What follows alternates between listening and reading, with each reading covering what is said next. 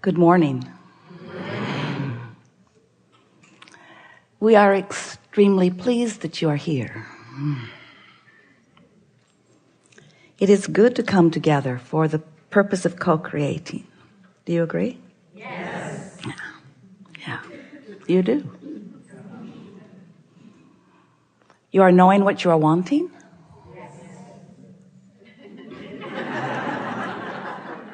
Pretty much. You are enjoying desire within you. Desire feels good to you. Even that which hasn't manifested. You've been listening to us for a while. You know we always poke you with that stick. You like being the creator of your own reality? Yes. You see law of attraction as your friend? Yes. Very consistent friend.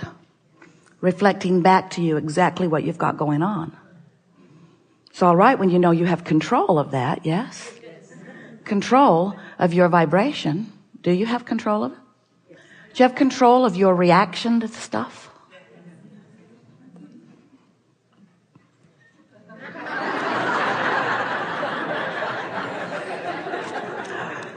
Well, we know it is your quest. And we know how wonderful it feels to you when you are exercising vibrational control. And sometimes it's easier than others. When things are going just the way you like them, observing the perfection of a moment makes it really easy to line up with all of the things that you want and all of the things that you really are. But sometimes when things are not in this moment fleshed out in the way you want them to be, not manifested yet in the way you want them to be, the big question is, are you able to be eager in your anticipation of that?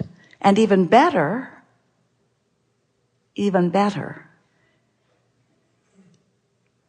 could the idea of it fulfill you? No, Abraham, no. Please don't ask us to just use the power of our mind to be happy. We need stuff. Lovers and money and fast cars. We need all of that. And we acknowledge that lovely manifestations do perpetuate a vibration that brings more. So if you have wonderful things that you can observe, and you are using those wonderful things that you are observing as the basis of your vibrational offering, then you'll offer more. Your point of attraction will be affected by the wonderful things you are seeing and the wonderful ways you are feeling. And you can just keep that going. And if you could only control those around you, then you would all be living happily ever after. Life's good. You see it. You offer a vibration about it. The law of attraction matches you up with more like it. And you say, see how easy this is. And in fact, that works so well because when things are beautiful around you and you are feeling good, that is in fact what makes you and others attempt your futile effort at controlling others. You start with your children when they're little. Be good. That's tricky, isn't it? What does good mean? As little ones, you find out pretty soon that means be good means do what they want. Has very little to do with what you want, because often when you do what you're inspired to do, you're classified in the bad category. Stay off the roof, they say. But it was so fun to be on the roof. That barn came almost down to the ground in the back. And you could get on it and climb all the way up to the top. You could see all around town. You were so high.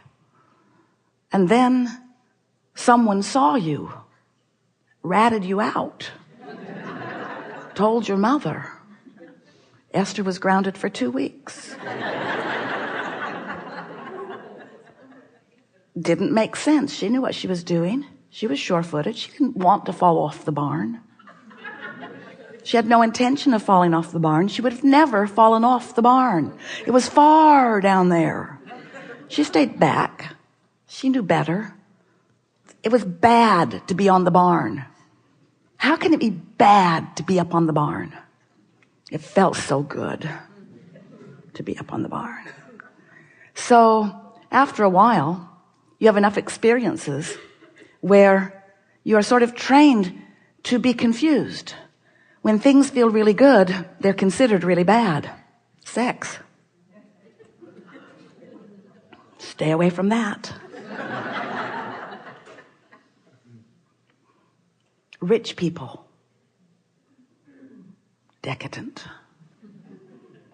So as you move through your physical life experience, many of you have sort of lost your footing about even what is good, what is bad, what is right, what is wrong.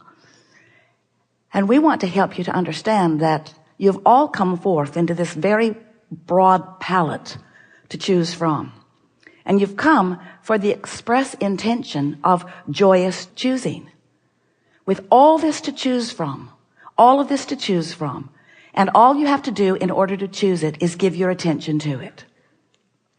But because of your confusion about what's right and wrong and good and bad and what they want and what you want and wanting to please them, so often you become, we want to be very kind here, sort of psychotic choosers, sort of maniacs in your choices, sort of all over the place, weighing the pros and the cons and the pluses and the minuses and the shoulds and the shouldn'ts, and talking about not only the things you want, but the things you don't want, not only the things you like, but the things you don't like, not only the things that you consider to be good, but the things that you consider to be bad, all along not realizing that you're practicing vibrations, and in practicing vibrations, through your thought, through your focus, through your attention to them, that you are offering a vibration that is a very mixed bag, and law of attraction is responding to all of it. So then sometimes your life doesn't go as smoothly as you'd like. It's not as fulfilling as you would like. It's not as satisfying as you would like. The things you want come so slow, and the things you don't want come so quick, it seems. And so we are just wanting to help you to sort this out, to understand why it is you're getting what you're getting, so that you can make some changes if you want to in what you're attracting. What are the dominant components of your life? Because as you get hold of this understanding of this powerful law of attraction, you will come to know that the components of your life are made up by the focused elements of your life. And the things that you give the most attention to, the most airtime to, the most thought time, the most think time, the most talk time, those things that are most active in your vibration are the things that are coming around you most. And we want to say to you, you are doing extremely well. Look at the magnificent balance of your life experience. You are doing really, really well. But you could be doing so much better for yourselves. And we don't come here with any ideas or attitudes about what you should be doing differently. This gathering is not about that at all. We just know that through your life experience, that you came into this body from source energy, and that source energy part of you is still active and alive and vibrating and pulsing within you. And we know that as you got here in your physical body, and as you are remaining here in your physical body, and as you are exploring the variety that is around you in your physical body, in knowing what you don't like and knowing what you like, in knowing what you don't want and knowing what you want, in having problems that have solutions and questions that have answers, you are offering vibrations that are causing rockets of desires and, hear this, expansion of your beingness. You just can't move through a moment in time, not a day, not an hour, not a minute, that you're not exploring and launching rockets that are causing an expansion of your beingness. But most of our physical friends are not aware of that expanded beingness part, because they're taking score only of the manifested part, and that's the part they're talking about all the time, and that's past tense. That's old news. Once it's manifested, it's done. Who you really are and the life that you are living and the being that you are is that being who's moving from where you are into the next, into the next, into the next. Everything really is forward for you. Everything is forward for you. Now that doesn't mean that you can't contemplate the past and affect what's forward for you. But your power is in your now. And the power that you possess in your now is the power to align with your expanded beingness, the power to focus forward into that which you have already become vibrationally.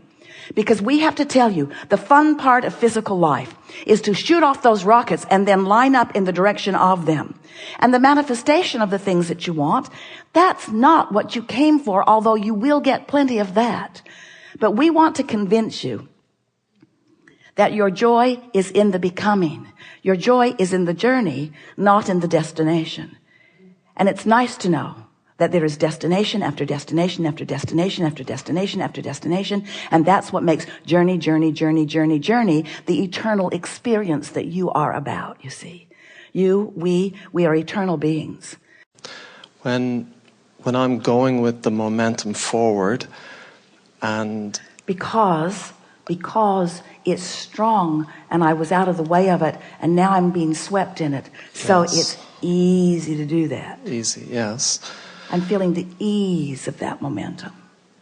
And people around me are responding and I see, wow, this is great, and everything, it proves that all your teachings are true, because it's phenomenal how people will give way to you on the street. But the first thing I notice is the people around me in the shops, in the neighborhood, and it feels really good. And is that pretty easy for you to expect? Yeah, it is at this stage, yes. At this stage. Yes. So that wasn't always easy for you to expect. But because the stakes weren't that high, in other words, parking place, not so important. Yeah. Nice people in the shops, not so important. So it was easier to allow yourself to stand in a grid that allowed that. This is exactly what we were talking about as we were beginning here today. This is the conscious beginning of the molding of the clay. Yes. So as you repeat those things over and over in your mind, you practice the ease of that. In other words, I see what Abraham means about the universe complying. I see what they mean about the pieces filling in. Our favorite story lately is, see this stage as a giant electrical board and there are little LED lights all over it. And you represent one of those lights. And you've got something going on in your mind right now. Doesn't matter what it is, wanted or unwanted, happy or sad, doesn't matter what's active in your vibration, but whatever it is, your light lit up. And now every other light on the board that is that vibrational frequency lights up too. And those lighted lights represent your world.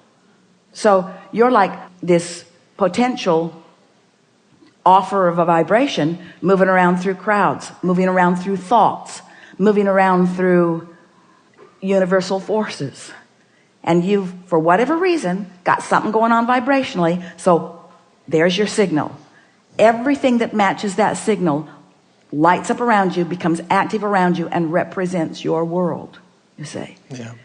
Unless you stick your nose in places that it doesn't belong, which is, it's only the lighted world that represents you. And of course, the analogy, like every analogy, is not perfect in the sense that there's a lot of lights lighting up, and law of attraction is rendezvousing a lot of people. And because you got a lot of things going on, you light up with a lot of different things. You light up with the happy ones at one part of the day and the ornery ones at another part and the frustrated ones at another part. In other words, you got a lot of stuff going on with this light board, which is the world in which you live. But you have so much more easy control over it than you know if you would stop being a knee-jerk reactor to the lighted lights and the way they're behaving, and instead you would focus on what light you're going to light today. How are you going to feel? How do I want to feel? You see, you would work on your grid. You like that?